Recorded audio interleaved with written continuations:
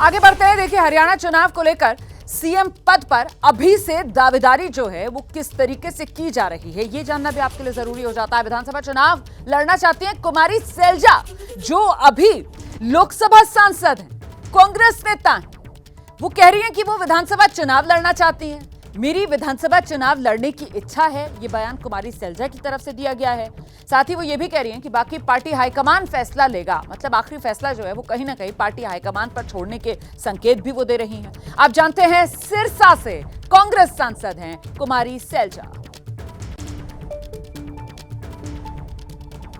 टिकटों का वितरण कब तक कैसे होगा?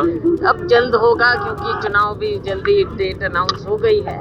तो हमारी स्क्रीनिंग कमेटी अपना काम करके आगे सेंट्रल इलेक्शन कमेटी को भेज देगी और मुझे विश्वास है जल्दी अनाउंस होगा। आपसे जब भी बात होती थी एक जवाब जरूर होता था, मैं विधानसभा चुनाव लड़ने की इच्छुक हूँ। अभी भी हैं इच्छुक? मैंने आपको पहले भी कहा कि मेरी इच्छा मेरी जगह है और अभी भी है? अपनी जगह। फाइनल फैसला हाईकमान का होता है, चाहे लोकसभा का था और चाहे अब विधानसभा का होगा। मेरी इच्छा पहले भी थी, अब भी है।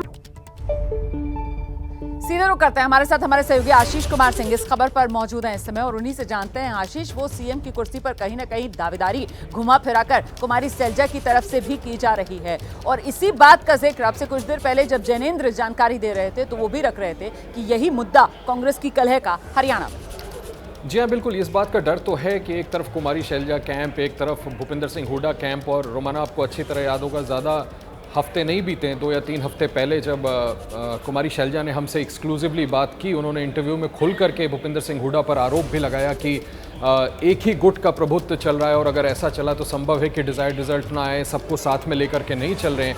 ऐसे में कुमारी सैलजा का ये बयान, मेरी उनसे बात भी, वो कह रही थी कि लोकसभा चुनाव से पहले ही वो चाहती थी, उन्होंने नेतृत्व को कहा भी था कि वो विधानसभा चुनाव लड़ना चाहती है। बिल्कुल स्पष्ट तौर पर उनकी वो इच्छा दिखाता है कि वो भी कहीं ना कहीं मुख्यमंत्री पद की दावेदारी कर रही हैं।